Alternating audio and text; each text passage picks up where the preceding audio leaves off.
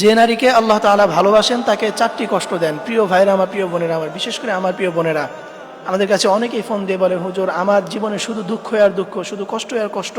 আমার স্বামী আমাকে অবহেলা করে, আমার স্বামী আমাকে রেখে অন্য কোথাও চলে গিয়েছে, আমার স্বামী আমাকে ভালোবাসে না। এই যে এই ধরনের বিভিন্ন কষ্ট দুঃখ আমাদের মা বোনদের ভিতরে রয়েছে। মনে রাখবেন প্রিয় মা এবং বোনেরা, আপনাদের মধ্যে যদি দুঃখ কষ্ট সবসময় থাকে তাহলে মনে রাখবেন আল্লাহ তাআলা আপনাকে ভালোবাসেন। কারণ আল্লাহ তাআলা যাকে ভালোবাসেন তাকে চারটি কষ্ট দেন। তার মধ্যে প্রথম নাম্বার হচ্ছে পরিবারের অবহেলা এবং স্বামীর অবহেলা।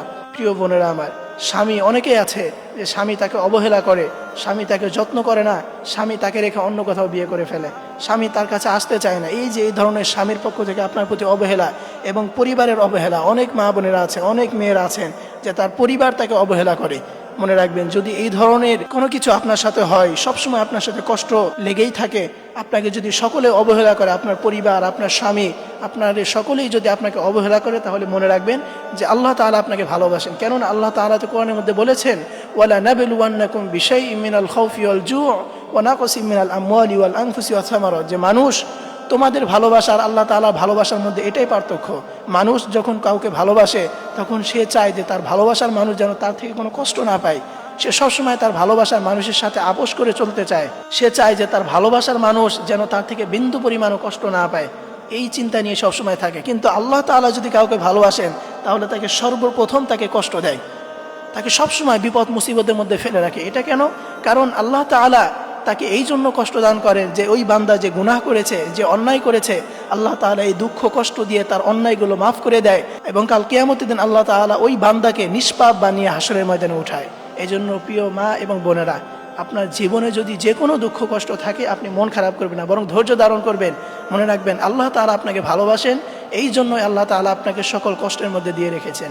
এবং দ্বিতীয় নম্বরে আল্লাহ তাআলা যে নারীকে ভালোবাসেন, যে আলামত, সেটি হচ্ছে তার স্বপ্ন পূরণে দেরি হওয়া। প্রিয় বোনেরা আমার, অনেক মা এবং বোনের ইচ্ছে থাকে আমার একটা ছেলে সন্তান হবে, আল্লাহ তাআলা তাকে কন্যা সন্তান দেয়। আবার অনেক নারী আছে যে আমার একটা কন্যা সন্তান লাগবে, আল্লাহ তাআলা তাকে ছেলে সন্তান দেয়। দেখবেন যে অনেকের অনেক স্বপ্ন থাকে, অনেকের অনেক আশা থাকে, কিন্তু আল্লাহ তাআলা তাকে সে আশা পূরণ করে না।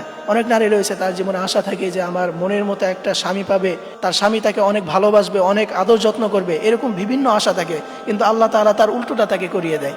মনে রাখবেন এই ধরনের কোনো কিছু যদি হয়, আপনার স্বপ্নগুলো যদি দেরিতে পূরণ হয়, তাহলে মনে রাখবেন আল্লাহ তাআলা আপনাকে ভালোবাসেন। কারণ এই দেরি করার কারণে আল্লাহ তাআলা আপনার ধৈর্য পরীক্ষা করেন। এই জন্য আপনি কখনো ধৈর্য হারা হবেন না। আপনার স্বপ্ন আছে, আল্লাহ তাআলার কাছে আপনি বলবেন, নামাজ কালাম পড়ে আপনি সবসময় আল্লাহর কাছে আপনার স্বপ্ন পূরণ করার কথা বলবেন।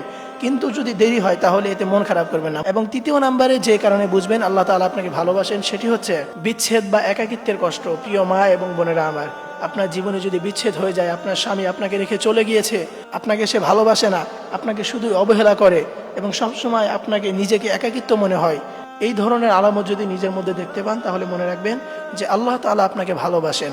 এবং চতুর্থ নম্বরে যে আলামত দেখলে বুঝবেন যে আল্লাহ তাআলা আপনাকে ভালোবাসেন, সেটি হচ্ছে শারীরিক দুর্বলতা এবং অসুস্থতা।